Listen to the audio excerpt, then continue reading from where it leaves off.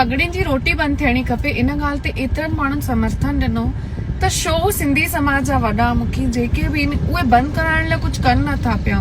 नंढो ॾिठो माण्हू थो गुज़ारे वञे, पोइ हुनजे सावरनि मां छोकिरियुनि जे पेकनि मां फ्रूटनि जा टोकरा था अचनि, ॾेवट में बिस्कुटनि जी फारियूं थी हलनि, रोक था हलनि, दान में बिरादरी सभिनि न्याणियुनि खे जेतिरी आयूं आहिनि उन्हनि जे सेणनि खे ऐं जेके बि माण्हू था अचनि हैवी हैवी ॾेवट थी थिए, पगड़ियुनि जी रोटीअ में रसगुल्लो पनीर जी भाॼी थी ठहे, एतिरो कहिड़ो ख़ुशीअ जो माहौल आहे।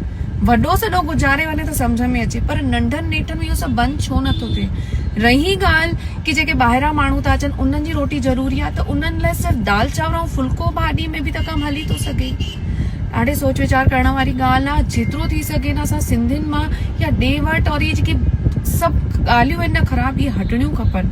मतिलबु एतिरो ख़राब लॻंदो आहे न, ॿियनि खे न सम्झ में ईंदो आहे, पर जंहिं घर वारे जो जी वियो आहे न उनजे साम्हूं जॾहिं बिल्कुलु ॿिए टे ॾींहं ते रोटियुनि जी तयारियूं थियण लॻंदियूं आहिनि, ॾेवट जा ई लिफ़ाफ़ा ठहण लॻंदा आहिनि, उन ज़ाल खे उन माउ खे उन्हनि जे ॿारनि खे उनजे भाउ खे करण में केतिरो दिलि दुखंदो आहे न, उहो सिर्फ़ु उन माण्हूअ खे पतो आहे।